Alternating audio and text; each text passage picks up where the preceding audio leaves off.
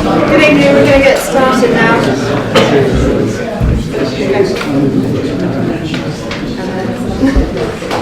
Okay, it's 7:30, we're going to get started. Welcome and good evening to the Executive. First of all, we're going to take item 73, apologies. Do you have any? No apologies, thank you very much indeed. Item 74 on the agenda is the minutes of the previous meeting, pages 7 to 20. Do we have any comments or any changes that need to be made? No? Okay. All those who approve the minutes? Thank you very much indeed. Okay, item 75, declarations of interest. Thank you, Madam Chairman. As leader of Woodley Town Council, I've got a personal interest on the two items on buses in so I will not actually be casting a vote on those two, but I will be obviously participating. Thank you very much. I don't believe the sound system is working at all. You can't hear anything. The sound system You keep echoing and turning the microphone off. Right. Can you hear? I can hear you. You can hear me? Keep trying. Is that better? Can you hear me now? I'll raise my voice. Not for the first time. I'm just basically saying, as leader of Woodley Town Council, I have a personal interest in the two agenda items on buses in Woodley. I will not be casting a vote when it comes to it on those two items, but I will participate in the debate. Thank you. Councillor Munro? Thank you, Chair. I'd like to declare an interest, personal interest in agenda item 83, shareholders report, by virtue of the fact that I am a paid non-executive director of WBT. Thank you. So not good. It's working about 40%. The speakers here. Is that better if you plug in close to it? No? Yeah. Raise your voice. We'll shout for the moment until it's fixed. Can you say that again, please? Yeah. Loudly. No, I'd like to declare a personal interest in agenda item 83, shareholder report, by virtue of the fact that I am a paid non-executive director of WBT Holdings. Councillor Jorgensen? Yes, I would like to declare a personal interest in item 83, in that my wife is a paid non-executive director of the holding company. I would also like to declare a prejudicial interest in item 91, the waste and recycling service, in that the company I work for is part of Veolia Group. So I will leave the room and not take part in that part of the debate or the decision. Thank you, Councillor Lee? And I also have a personal interest in item 83 as a non-executive director of the holding company. Thank you. Okay, we'll move on to item 76, which is the public question time. And just a reminder that we have 30 minutes set aside for this. So the first question tonight is from Guy Grandison, and it's... and there was Sam. And that is to Councillor Keith Baker. Yes, thank you very much. Could the executive member tell me what representations have been received from local residents, bodies and elected representatives regarding reduction of the 19A/C bus services? Thank you for your question. I've had representations about this issue. There are two types of representations. Those that simply submitted comments to the consultations, and then those that involved in-depth conversations with organisations. The number in the first category was 455. There was also a submission from a Whitegates interest group which provided 300 responses. The second category has involved actual meetings in addition to the consultation to discuss the issues and the way forward. Such meetings were held with two resident associations, namely Maiden Early Residents Association, or MIRA, and the North Early Residents Association, known as ASA. The outcome of those meetings was captured in their submission.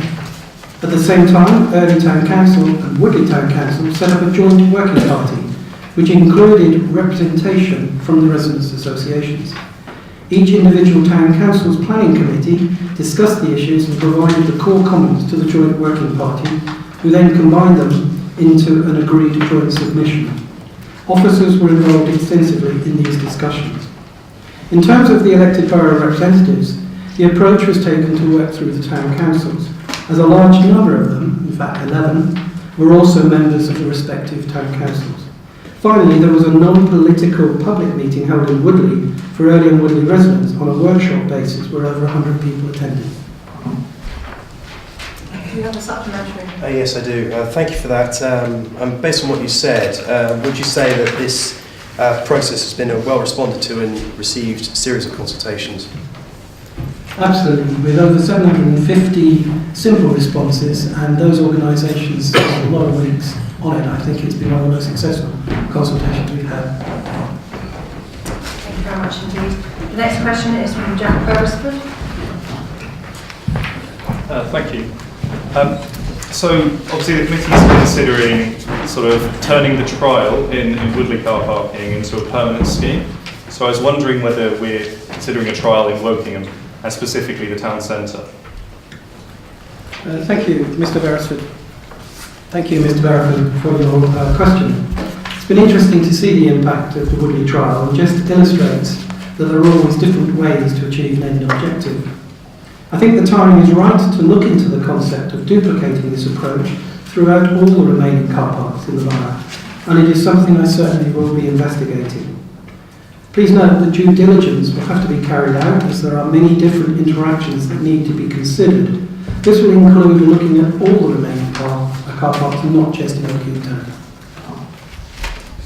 Do you have a supplementary? Yes, also, Broad Street remains closed. And I was thinking, sort of in line with that, will the free after 3 rule sort of continue as such?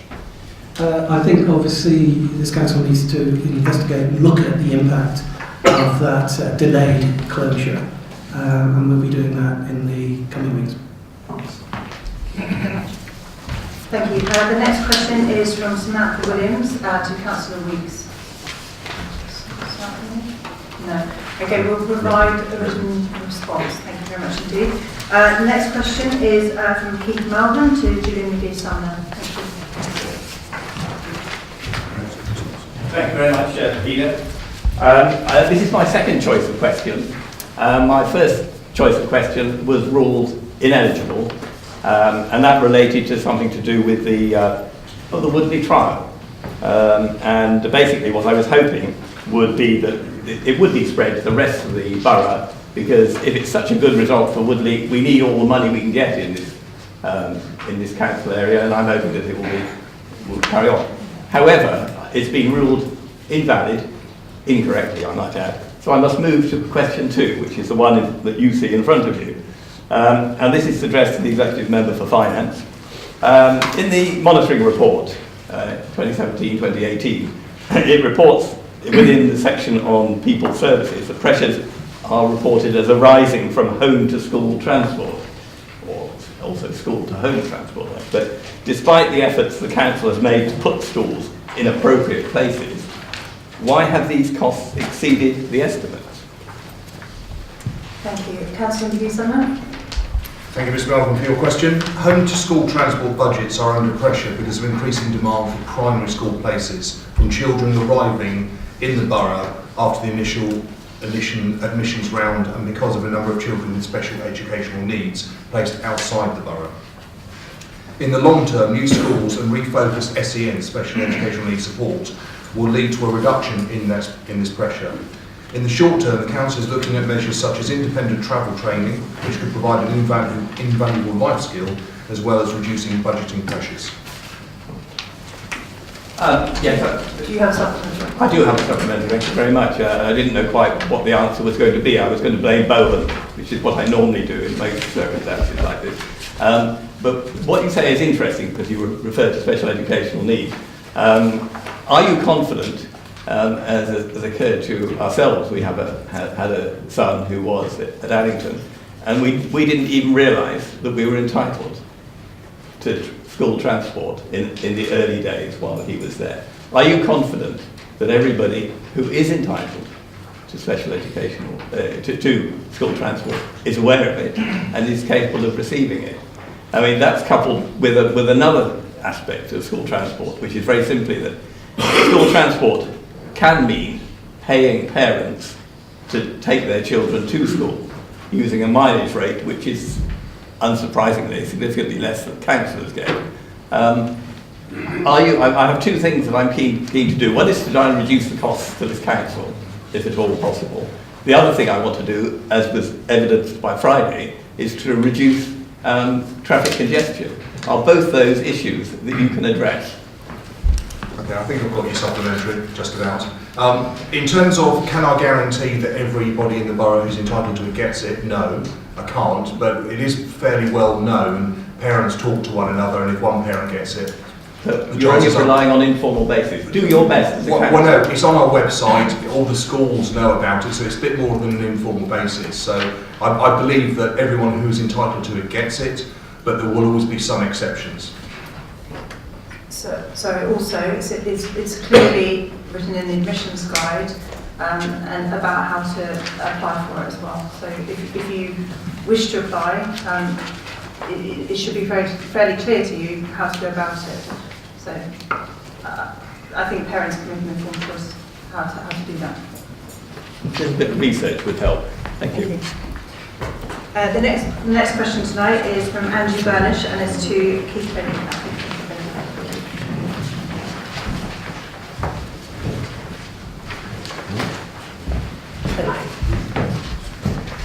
Good evening. Guy's already asked a question and we've established he was consulted about the bus services in Woodley and Earley, and yes, I know that lots of sources were consulted. You mentioned the consultations for Bullmarsh and Whitegate's residents, the public meeting for Bullmarsh and Whitegate's residents. One of the things that came out of both the consultation that we did, the survey, and from the meeting, one of the big factors that stopped people using the current 12 route or put them off was the excessively long journey time from Bullmarsh and Whitegate to the town centre. Now this isn't mentioned anywhere in the report, and it's not mentioned anywhere as a requirement of the new bus service to rectify this issue. Why was this issue about long journey times not included when considering the requirements for a new service? Thank you, Mr. Burnish. Good to see you again. I totally agree with you that the current 12 route, which was imposed by Reading buses, built in that extra long journey by forcing residents to take a long journey if you were living in Woodley. This was most unfortunate, but Reading buses told the council that this was the only way they could provide a service to Woodley and Earley. As you know, I was at the Woodley and Earley public consultation, which you refer to, which drew in a much wider audience than just Bullmarsh and Whitegate. I acted as both a panellist and a facilitator alongside you and others. The output of the workshops was wide and varied, including things like peak hour travel and frequency of the buses. Any bus operator submitting a tender will be assessed on many things, and the practicality of the route will be one of them, taking into consideration many other things like the length of journey, the roads covered, and so on. In terms of what specifics you put into a tender, it is a balance. It's a balance between being too over-prescriptive or not. If you're over-prescriptive, then you lose the flexibility of ideas a bus operator might have in providing the service, and that's very important. Thank you. Do you have a supplementary question? Yes, I do. I take on board what you've said, Keith. I do agree with you about the flexibility, but the options that are given here, and the recommendation is that you take option 3, which is basically 12 route all over again. It doesn't take into account those longer journey times, and there's nothing in this report about including a chance to reconsider a variation on the original route, which most people thought was perfectly satisfactory, or a variation on it. So tonight, would you consider sending this question back to the transport team so that better options can be put in front of the committee? As I said already, the length of journey, which is your primary concern, will be one of the key measurements of the tender responses. We haven't got the tender document. This is to guide the content of that tender document, which will go out. But I can categorically assure you that the length of journey will be one of those key decision points. It has to be. Yes. Thank you. Thank you very much. The next question tonight is from David Davies, and it's to Councillor Baker. Thank you. I believe this question has already somewhat been asked and answered, and I'm here asking this question on behalf of Woking Town Council as its leader. And that is that given the successful model that has been trialled in Woodley, can this be extended to the Wokingham town area for a trial period of initially a year? Thank you. As I said before, it's been interesting to see of monitoring the results, which I have been doing on a regular basis. And it illustrates there's many different ways of achieving an end objective. I've already said, and I still agree, that timing is right to look into that concept of duplicating this approach. But I will need to point out it will be looked at in the context of all the borough car parks. The output of that review obviously will come back in a future meeting if there is something to do. Thank you. Do you have a supplementary question? No, thank you. Thank you very much indeed. And the last question tonight from public questions is from Carl Doran. Okay, thank you very much indeed. He'll have a written answer. Okay, moving on to member questions tonight. Just a reminder that there's 20 minutes set aside in the Constitution for members' questions. So if you want to get all of them asked and answered, you may want to make them brief. Okay, the first question tonight is from Councillor Gary Curran, and it's to Councillor Weeks. Thank you, Gary. I'd like to ask the question standing in my name, which I should have done. Thank you very much. Yeah. Good evening, Gary. Thank you for your question. SIL, Community Infrastructure Levy, is administered on the basis of a national set of regulations, which has mandatory effect once adopted by the Council. These were adopted on the 6th of April 2015.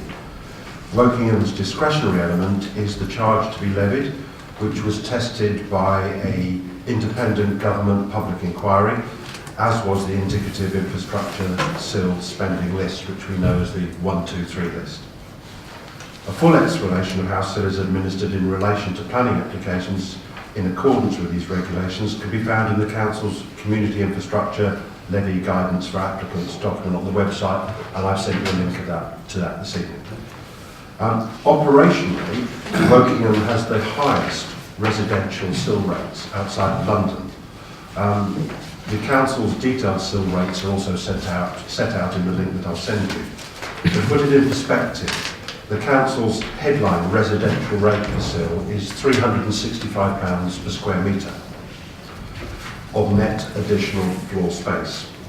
But when indexation is taken into account, because this was set 2.5 years ago, the actual rate payable today is £405 per square metre of net additional floor space. This equates to £40,500 for an average 100 square metre 3-bedroom house. This is clearly very much higher than the contributions we were able to secure in the past. However, given the amount of development coming forward in the borough, it's not felt that this exceptionally high SIL rate is adversely impacting the viability of development. I would just stress that SIL is only payable on applications granted after the 6th of April 2015, and you'll be aware that a number of the SDL locations were covered by the original Section 6 arrangements.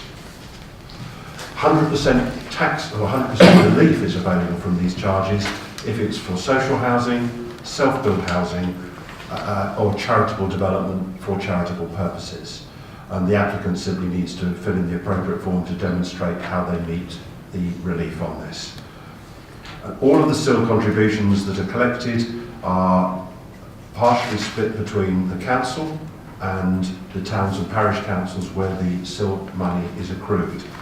And that rate varies between 15 and 25%, dependent on whether the town and parish has actually got a local plan in place.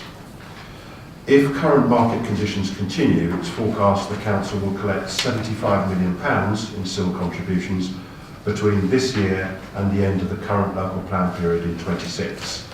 And as I've already mentioned, between 15 and 25% of that will be handed directly over to the town and parish councils where the development is taking place.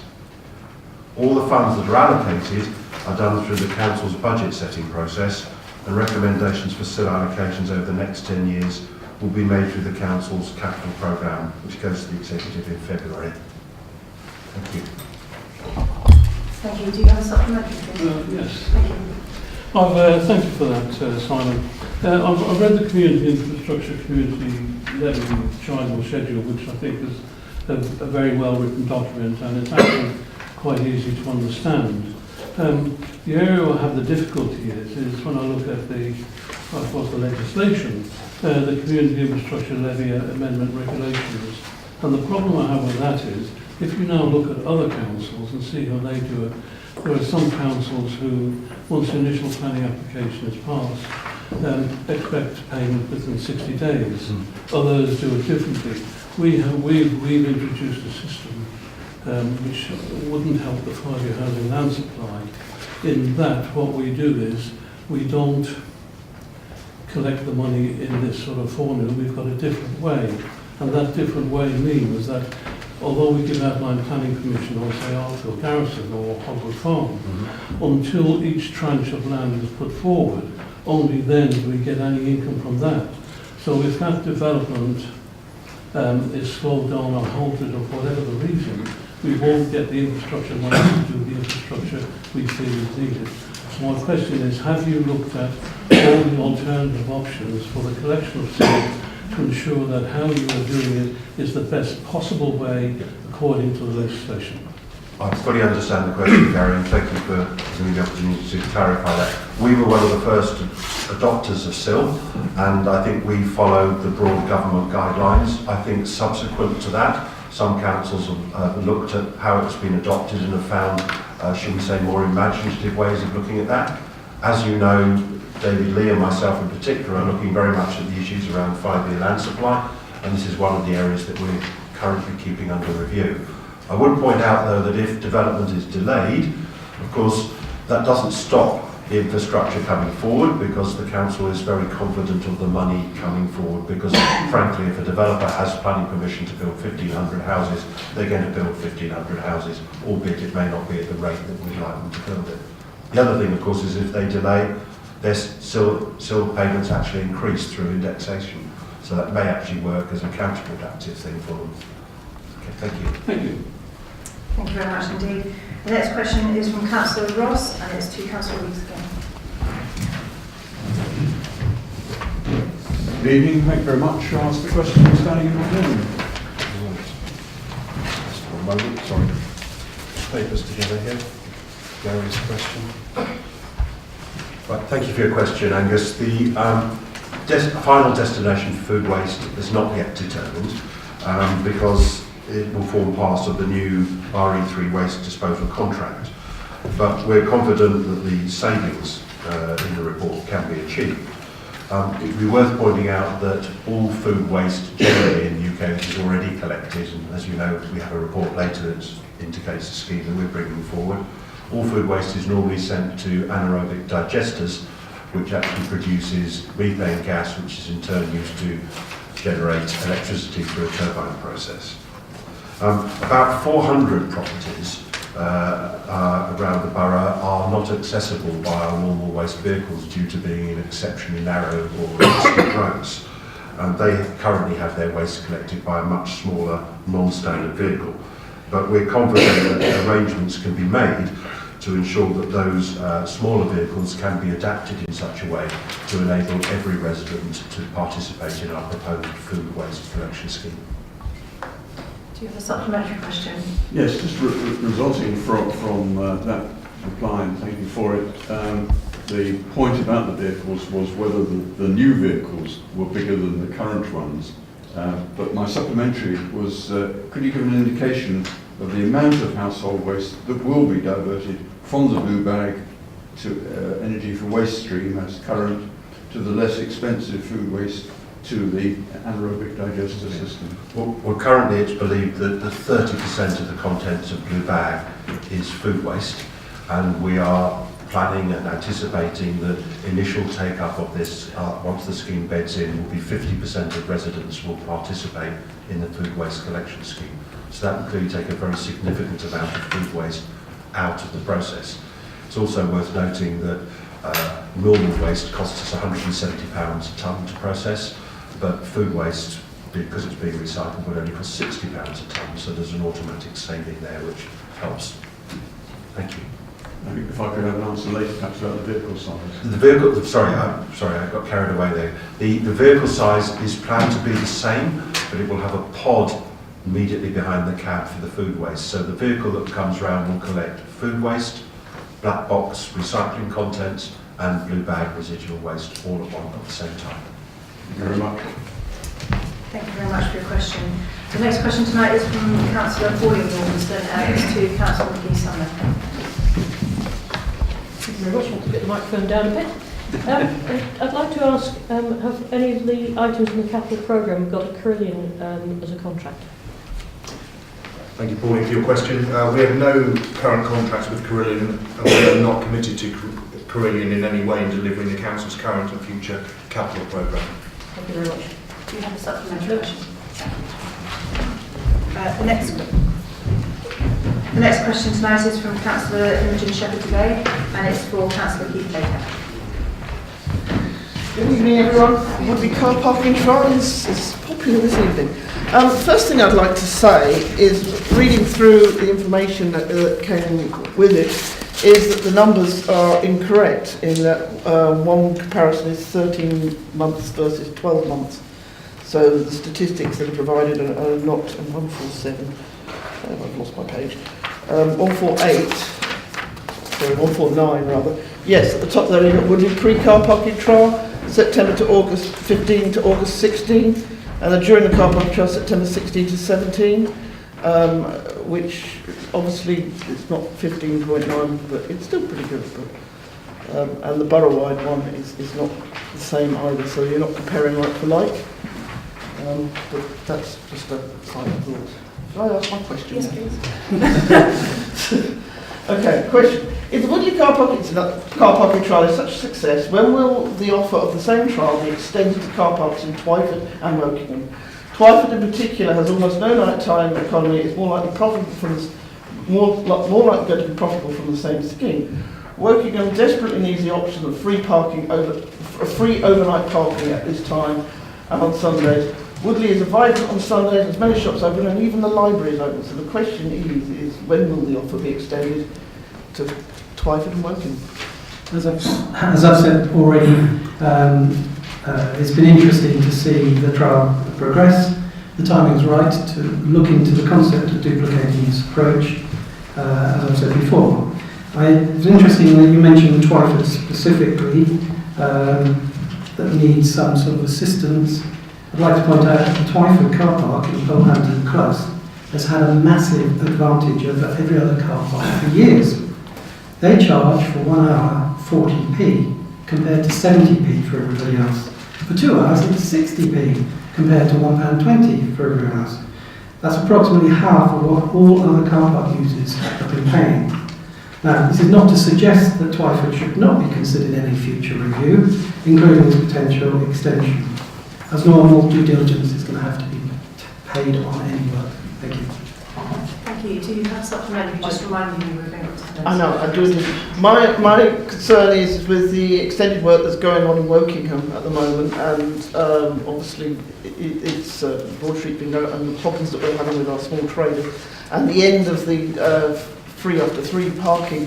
What is Woking Borough Council going to dip its hands in the pockets and do something more to support, particularly the traders in Wokingham at the moment? The simple answer is we're going to review it. We're going to look at all those factors. It's start one. I only took the role on Friday, okay, and I've already had many conversations on the 3 points of the delay, the March delay, the Woodley trial and the Free After 3, and they're all going into the melting pot. I'm going to do a lot of pressuring to make sure we can come to the other side of that review as quickly as possible. Thank you very much for your questions. Next question is from Councillor Lindsay Ferry, and it's to Councillor Lee Sumner. I'd just like to say, before I start my question, I'd like to publicly say that Councillor Oliver Whittle was highly respected by us in the opposition, and we're sorry that he's had to stand down. Welcome, Richard, and nice to see an old competitive person back. I have one tweak in my question, by the way. Bearing in mind the low level of settlement we receive here at Wokingham Borough Council, I am extremely concerned at the high level of overspend that has accrued in the People Services area in this financial year. Can you advise how an overspend of £1.267 million, made up of 771k in adult services and 496k in children's services, has been allowed to happen, the majority of which seems to have happened or has been identified more recently? I sincerely hope this was not anything to do with the recent issues we had in this department. Good evening, Lindsay, and thank you for your question. And given the number of questions I have this evening, I'm sad that Oliver's not here as well.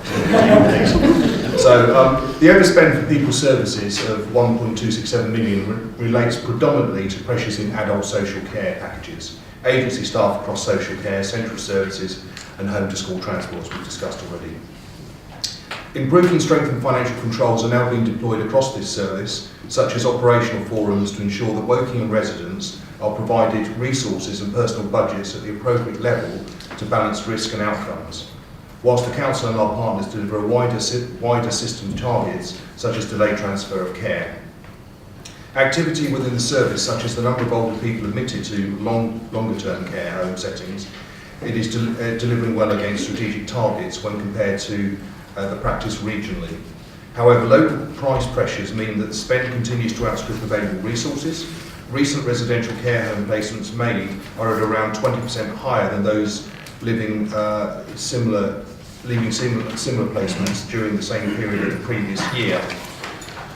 Whilst the coordinated approach to reviewing contract inflation requires the provider requests from providers was taken forward earlier this year in the financial year, a number of organisations raised further funding concerns that resulted in the movement to the forecast. Most significantly, the impact of applying the national living wage to sleep-in support has created a pressure to something over £300,000 to this council. Agency spend in the current financial year includes transitional senior management team arrangements and operational pressures such as support for newly qualified social workers and a considerable local increase in child protection referrals. A review of all ongoing posts has been undertaken to ensure business critically can be evidenced, and the enhanced approval process has been established to review all future requests across the Directorate. The People Services Leadership Team has implemented a coordinated recovery plan to ensure that the financial controls are kept under close review and all ongoing service decisions are risk assessed and taken in the context of the current financial position. This will be the subject of a high level of accountability and oversight being led by the leader, the CEO, lead member in addition to the Director of People Services. The budget pressures identified in the year will inform the budget process to go before Council in February 2018. I think you partially answered my supplementary, which was what you're going to put in place to prevent such a large figure occurring again. Well, where we have expensive placements, where we have the decision by the courts to grant national living wage for sleep-in, there are things that we just couldn't have predicted would actually happen. So everything else that we've got, I think we are ahead of the curve, but we have had more expensive placements within the borough, and it is well documented that where we do take over the responsibility for someone when they've run out of money, when they're in a privately funded care home and they now come under our control, when they're in their late 70s or 80s, the outcomes of moving them aren't good. So we have to kind of balance that between the council budgets, and we want to save money, versus the outcomes for them. So it is constantly under review, but it will be a continued pressure. Thank you for your questions. The next question is from Councillor Mowbray to Julian Peace. I don't plan to read the whole thing out. Welcome to your new role, Julian. This is a question about year after year of slippage in the capital programme. So you've just been appointed as a new exec member for finance. What are you going to do to ensure that the council's capital programme is actually realistic and deliverable, both to budget and in the promised timescales? Thank you, Prue, for your question. I think it is worth putting into context the size of the variance you were referring to. A variance of 0.7 million amounts to 0.6% of the budget. 3 million is a variance of 2.4. These are not projected overspends or underspends, but revisions to profiling of expenditure. Furthermore, increases to the capital budget are made in a year when new resources become available, such as developer contributions, new grant and contributions from other organisations. The Council's capital programme now includes many large infrastructure schemes that span a number of years. It is not uncommon or unreasonable for the profiling of these to be refined once the initial budget has been approved and the precise timing and expenditure becomes clearer as the projects move from feasibility planning through to delivery.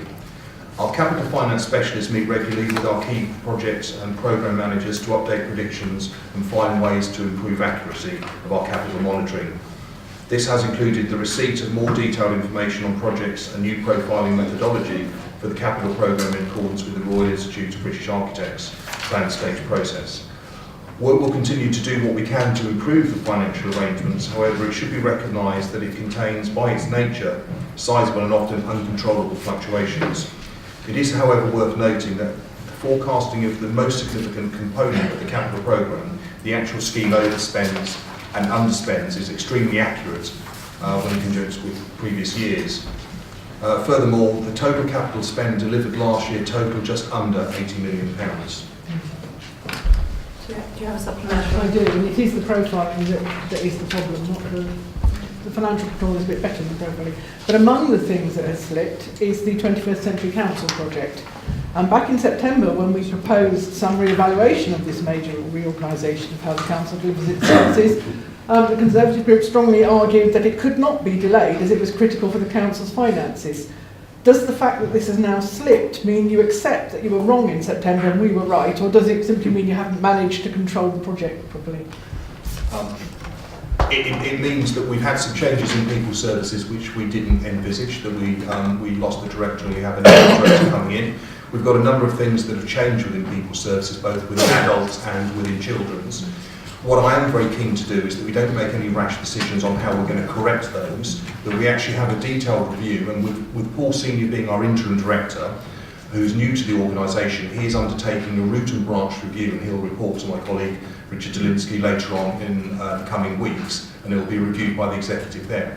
But we anticipate that if we hadn't have had those changes and we hadn't have had some of the other things that have come through, we would actually be on target. So this is one area that we are all over. We will review it, we will constantly update it, and my job is to ensure that this improves in performance going forward. We'll hold you to account for it, I'm sure. I'm sure we will, Prue. Thank you very much, Prue. The next question is from Councillor Clive Jones, and it's to Councillor Norman Robinson. Thank you very much. Hello, Norman. My question refers to item 91. What else are you going to do to enable Wokingham Borough Council to reach its 50% recycling target by 2020? Thank you for your question. Due to the work that's currently being undertaken by the Council and RE3, we will be able to add in 2018-19 an additional 1.5 to 2% by adding new materials to the curbside mix. Then in 2019-20, if the proposals for food waste are approved tonight, then we estimate that that will add a further 7%. So that then takes us to between about 48.5% and 49%. Right now, we also have an initiative underway to encourage people to take more glass to the bringbacks. That's proving successful, so that would bring a bit more.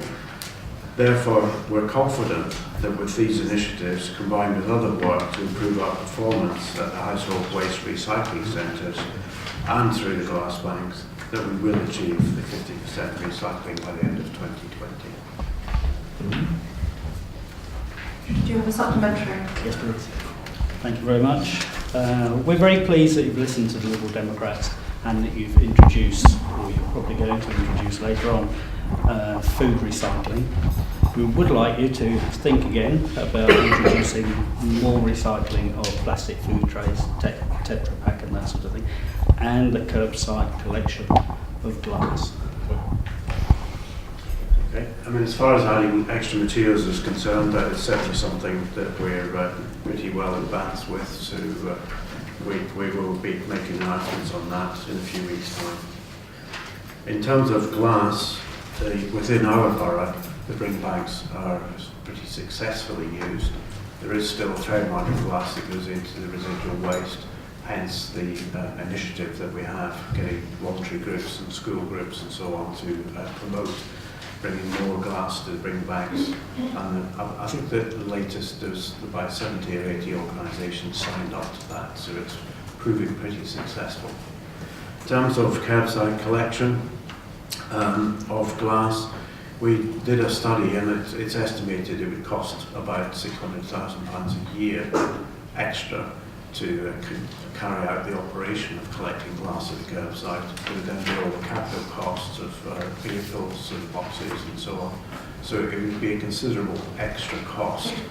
And since we already collect a large proportion through the bring bags and encouraging people to do more, we feel it's more prudent to push on in that way rather than having curbside collection costs.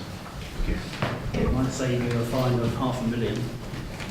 Thanks. Thank you for the question. We're over time. I'd like to have some money in my name.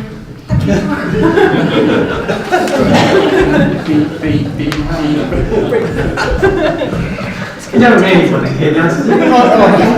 I know what you're going to say. Okay, thank you for your question. It's been made clear by Reading Buses, the company wholly owned by Reading Borough Council, that the former 19A/C was simply not financially viable. Twice they came to the council and asked for heavy subsidies, first at the original award of the contract, and then last year when they asked for more. As a professional and arguably successful bus operator, I think we should listen to them, as they know a little bit more on running a bus route than you or I do. When you tender for a subsidised bus route, it's important that you do not constrain the thinking of the bus operators who tender by saying this is the precise route we want. You need to identify the key components required from the new service and evaluate how each tender response addresses them. Some of these key components were not provided by the former service, such as a link from Sundar Road in Early to Asda and the Brookside Doctor's Surgery. Your suggestion in your question might be fine with your residents in Whiteheads, but this service needs to cater for all residents in Early and Woodley, not just those of your ward. Thank you. Thank you. So I do have a supplementary and very conscious of Very time. quick. Very quickly. Thank you. It's in two parts, but there's one question. Given the concerns that there are around the options, we've heard already from the residents and the concerns that I raised with the 19A/C. You'll remember from your participation in the meeting, it was a very popular service. First part of the question, will you refer these options back to the transport team so that they can come up with options which are seen to meet the needs of all the residents of Woodley and Whitegates? And the second part of the question is, will you and the transport team engage residents and ward councillors in the area as part of the development of the tender document to make sure that document meets the needs of my residents and some of your residents as well? The first part I've already explained is falling into the trap of wanting to define a specific route. The tender document will not do that because we want to have the bus operators the freedom and flexibility to be creative and actually maybe get a service that's better than the previous 19A/C. In terms of another consultation on the tender document, we believe that the massive consultation results, of which you've been a major participant, that we've had with 750 responses, major organisations also responding. We have got, including that public meeting, we've got what the residents want. Those are the core requirements, that's what will be in the tender document. So no, I don't think we need to go to another consultation. Thank you very much. Thank you for the question. Okay, on to the substantive items. The first agenda item is 78, but before we do that, just a reminder that we have got part 2 items tonight, and should any members wish to discuss those, we need to exclude the public and the press sheets refer to agenda item 91. But if we need to do that, we'll do that when we get to that item. So first item tonight is the revenue monitoring 2017 to 18, end of December 2017, and that is on page 21 to 34, and it's Councillor McGee-Sumner. Thank you very much, Chairman. Revenue monitoring report is reported on a quarterly basis. The position of the 4 general fund services is known as the general fund table. There is a net overspend, as we've discussed this evening, of 1.337 million, which is within people services, showing an overspend of 1.267 million. There is a full explanation given, but in summary, this is predominantly the result of pressures in adult social care packages, as I've already indicated, agency staff across the social care and essential services, and home to school transport. A recovery plan involving the People Services leadership team is in place to ensure that financial controls are appropriate and that future decisions are assessed from a risk perspective and taken with the current financial position very much in mind. There is also pressures on the schools block with an adverse variance of 0.73 million caused by the increase in costs for all and demands for high needs children places. Happy to take any questions if there are. Thank you. Any questions? Councillor Wilson? Okay, thank you. This may be a question more for Mark than Julian. I think at the bottom of page 22 it mentions that care budgets are currently underspending. I just wondered what's behind that, what that involves, please. Thank you for noticing that, Norman. That's brilliant. Investing to save is what it's all about, and it's all about putting our children with our own foster carers. So we've invested in recruiting and retaining our own foster carers, and they're wonderful foster carers. And certainly it's something that we'll be concentrating on as I continue in the job. Thank you very much. And just for clarity, there are 2 types of foster carers. There's those that work for an agency and those that work for the Unitary Authority. And those that work for an agency, the agency takes a large chunk of money, so agency costs about double if you put a child in a placement outside of the authority fostering placement. So that's where some of those care budgets have maybe an underspend. So it's great news, but it's especially great news because there are our own foster carers and they're in the local area as well. So those children remain at their local schools as well. So great news and closer to their family. Any other questions? No? Okay. Great. Well, the recommendations on page 21, there are 2 recommendations. And I'll ask the executive if they approve the recommendations as printed on page 21. Thank you very much indeed.